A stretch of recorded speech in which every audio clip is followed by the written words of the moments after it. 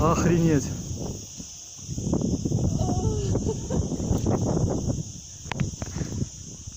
Бля.